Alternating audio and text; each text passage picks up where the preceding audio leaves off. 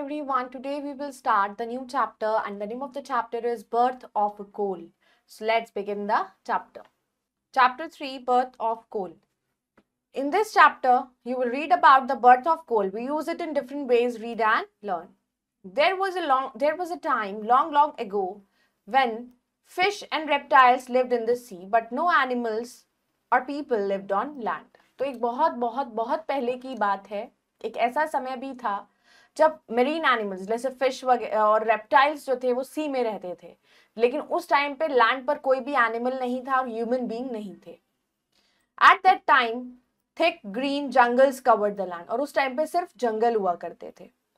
A layer of grasses and ferns grew as high as the trees. उस time पे जो grasses भी थी ना, वो इतनी बड़ी बड़ी होती थी, इतनी ऊंची ऊंची grasses होती थी, एंड सिर्फ प्लांट्स होते थे, फॉरेस्ट होते थे, वहां बड़े बड़े प्लांट्स होते थे, बड़े बड़े ट्रीज होते थे, ग्रासेस भी बहुत बड़ी बड़ी होती थी. The ground was a swamp. तो पूरे और ग्राउंड पे एक ऐसा एरिया भी था जहां पर पानी था और पानी में मेरीन एनिमल्स रहते थे, फिशेस थी, रेप्टाइल्स थे. Air was always hot and damp, और हवाएं चलती थी बिल्कुल गर्म. Everything grew very fast in the steamy air and mushy ground. और जो है कि जब भाप वाली जो हवा होती है, तो थोड़ी सी गर्म हवा होती है, उसमें जो चीजें होती है वो ग्रो करती हैं फास्ट. तो बहुत ही तेजी से उस स्टीमी एयर में सब चीजें बहुत जल्दी फास्ट डेवलप करती थी, ग्रू करती थी. और the ground was very mushy. Great storms raged through the forest, और बहुत तेज तूफान आते थे. And huge tree trunks crashed to the ground, और जो बड़े बड़े ट्रीज जिनकी जो बड़ी बड़ी ट्रंक्स थे, बहुत बड़े बड़े जो पेड़ होते थे, वो कई बार तूफानों में गिर भी जाते थे, एक दूसरे से टकरा भी जाते थे. And they half buried in the mud, और जब वो गिर जाते थे तो वो मिट्टी में धीरे धीरे मिल जाते थे. Then they slowly turn black, और धीरे धीरे वो ब्लैक कलर के होने लगते थे. Over the years, sand and silt were also washed into the swamps by the rivers and were left on top of the black decaying lumps that the fallen trees had become. और धीरे धीरे जब वो black पड़ जाते थे तो वो साल लग जाता था. इसमें छोटा ये नहीं था कि बहुत ही एक दो दिन में ऐसा हो गया, ईयर्स लगते थे इन सब चीजों में. तो सैंड, रेत वगैरह, सिल्ट वगैरह जो थी, दैट वाज आल्सो, वो भी वॉश्ड अवे हो जाती थी पानी से, रिवर्स के वाटर से. And they were left on the top of a black decaying lumps बचते थे, जो that the fallen trees had become. When earthquakes and volcanoes shook the earth, जब earthquake आता था, earthquake या volcanoes जिससे अर्थ जो थी वो हिल जाती थी, the earth's surface was pushed up and down and crumpled together. तो earthquake की वजह से अर्थ का सरफेस कहीं से डिसबैलेंस हो जाता था, कहीं ऊपर नीचे भी हो जाता था. The huge lumps of decaying forest matter got buried under the great weight of earth and clay. तो उस वजह से क्या होता था, भाई earthquake आ गया, बहुत सारे पेड़ गिर गए, उसके ट्रंक गिर गई. तो पेड़ जब गिरते थे तो वो कुछ तो धरती के अंदर उस जैसे क्रैक आ गया, ये कहीं वहां दब गए, मिट्टी में दब गए, और उससे क्या होता था, वो डीके होना शुरू करते थे और वो मिट्टी के अंदर ही मिल जाते थे. The different layers of vegetable matter which had once been the growing forest were slowly pressed into thin dark layers. तो अलग अलग लेयर्स होती हैं जो सॉइल की, उसमें जो डिफरेंट लेयर्स थी वेजिटेबल मैटर की, जो जिसमें जहां फॉरेस्ट ग्रो होते थे प्रॉपर्ली, वो धीरे धीरे प्रेस होने लगी, पतली लेयर हो गई उसकी बिल्कुल. The beds of mud and clay between these layers of forest matter hardened into rock. और फिर क्या होने लगा, धीरे धीरे वो जो मिट्टी होती थी, beds of mud and clay, जो मिट्टी और क्ले होती थी लेयर्स की और फॉरेस्ट के बीच के अंदर, तो वो मैटर और ज्यादा पत्थर में बदल गया, हार्ड हो गया. Under the surface of the earth temperature is very high. अब अर्थ के जब अंदर कोई चीज चली जाती है तो अर्थ के अंदर का टेम्परेचर बहुत ही हाई होता है.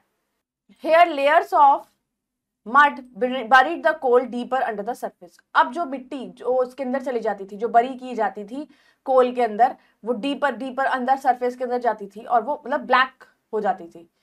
Wait and heat dried up the decaying vegetable matter into the peat. अब जो वेट और हीट, गर्मी से और उसके वेट की वजह से दैट ड्राइड अप, वो सूख जाती थी, बिल्कुल सुखा दिया करते थे वो क्योंकि जब इतना ज्यादा टेम्परेचर होता है तो वो कोई भी चीज सिकुड़ जाएगी, सूख जाएगी, और डिकेइंग वेजिटेबल मैटर को इनटू पीट में कन्वर्ट करते थे. तो डेड और डिकेइंग सब्सटेंस जो होता है जब वो मिल जाता है तो उसमें कन्वर्ट हो जाता है, ऐसे एरियाज में जहाँ थोड़ा सा पानी वगैरह हो. तो ये जो this peat eventually turn into soft brownish coal called lignite. और फिर इसी पीट ये इवेंचुअली किसमें कन्वर्ट हो जाता है, एक बहुत ही सॉफ्ट ब्राउनिश कोल में, जिसको क्या कहते हैं, lignite. With time this lignite became harder and blacker in colour, और धीरे धीरे टाइम के साथ साथ यही लिग्नाइट और हार्ड हो जाता है और ब्लैक हो जाता है। दिस इज कॉल्ड बिटुमिनस कोल, इसको बिटुमिनस कोल कहते हैं। It is found in many countries all over the world, ये बहुत सारे पूरे वर्ल्ड में बहुत सारी कंट्रीज में फाउंड होता है। In some places under the still great weight this soft coal became the very hard shiny coal we are familiar with. तो बहुत जगहों पे अंडर स्टिल ग्रेट वेट के नीचे ये जो सॉफ्ट कोल है ये बहुत हार्ड हो जाता है, और शाइनी कोल जो अब आजकल है हमारे देखने को मिलता है। Coal suddenly became important when the steam engine was first build. Coal important पहले तो लोगों को पता भी नहीं होता था, लेकिन जब कोल मिला लोगों को फिर उसका यूज भी अपने आप धीरे धीरे पता चला, और उसका यूज हुआ जब स्टीम इंजन स्टार्ट हुआ। The engine needed a lot of fuel to make the steam. अब इस इंजन को किसकी जरूरत पड़ती थी, स्टीम की। तो coal was the most suitable fuel for this, तो सबसे सुटेबल फ्यूल था कोल इसके लिए। Railway lines were built across many countries, अब बहुत सारी कंट्रीज के अक्रॉस जो है रेलवे लाइंस बनाई गई। Trains pulled by steam engines needed full fuel that did not take up too much space and that would make a very hot fire. जो trains थी वो पुल कैसे चली जाती है, स्टीम इंजन से चलती है, तो उसमें कोल डाला जाता है बहुत सारा, तो पुल जो स्टीम इंजन से चलती है उनको फ्यूल की जरूरत पड़ती है, तो ये फ्यूल का काम करता था, और इसमें ज्यादा स्पेस की जरूरत नहीं पड़ती थी, and to make a hot fire. Steam ships जो हैं उन्हें भी जरूरत पड़ती थी that same kind of fuel. Great factories were also built where large amounts of coal were used. अब बड़ी बड़ी फैक्ट्रीज भी सेटअप होने लगी और वहां पर भी कोल यूज होने लगा, तो वो वही सेटअप होती थी जहां पर ये मिलता था, कोल फाउंड हुआ था, या ऐसे एरियाज में जहां इजीली उनको मिल जाए। As time went on, almost all the people began to burn coal in the furnaces and stoves in their homes. धीरे धीरे इसका यूज घरों में होने लगा, फैक्ट्रीज में होने लगा, घरों में होने लगा। लोग उस पर जो चूल्हा वगैरह जलाते थे और उसमें काम करते हैं, खाना बनाते हैं, भट्टी जलती है, तो उसमें यूज होना शुरू हो गया। Even today, coal is used in great quantities in many industries or homes. आज भी बहुत सारे लोग अपने घरों में जलाते हैं, ठंड में भी काम आता है, बहुत सारे लोग इनको इंडस्ट्रीज में हम यूज करते हैं। Let's do the word basket. Reptiles, animals that lay eggs and have their skin covered with thin plates of hard material called scales. Snakes, crocodiles and tortoises are reptiles. Swamp, an area of ground that is covered with water where plants and trees grow. Raged, moved violently, decaying, becoming bad and falling to pieces. Peat is a soft black or brown thing made of dead plants. Just another ground, especially in cool wet areas. Furnaces, hot fires in closed places.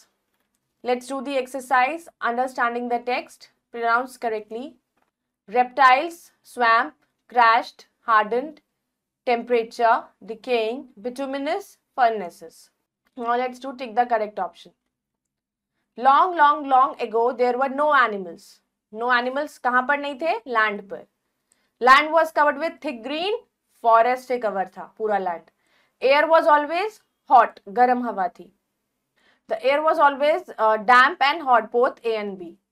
Under the surface of the earth, temperature कैसा होता है? Very high. Peat turned into soft and brownish. Peat किस में convert हो गया? Soft brownish coal में. Now let's do fill in the blanks. This black coal is called bituminous coal. Dash lines were built across many countries. कौन सी lines बनाई गई? Railway lines. A layer of dash and ferns grew as high as the, तो layer of किसकी बनाई गई? Layer of grasses and ferns, वो इतनी ऊंची ऊंची थी as the tree. Layers of mud जो बरी करते थे deeper under the surface, तो buried layers of mud buried the coal deeper under the surface. With time this dash become harder and blacker in color. Time के साथ साथ ये जो lignite है that becomes harder and blacker in color. So I hope you all have understood this chapter. Go through it again, do the exercise. We'll meet in the next video. Bye bye. Take care. Thank you.